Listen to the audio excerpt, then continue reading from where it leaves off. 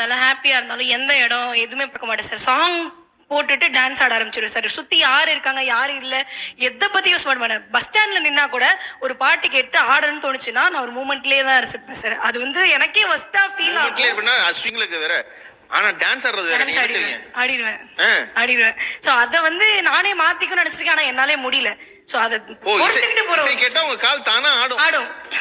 நானே மாத்திக்கணும்னு நினைச்சிருக்கேன். ஆனா என்னாலே முடியல. சோ அத பொறுத்துக்கிட்டு போறோம். கேட்டா உங்க கால் தானா ஆடும். சூப்பர் அப்படின்னு போடுறோம்.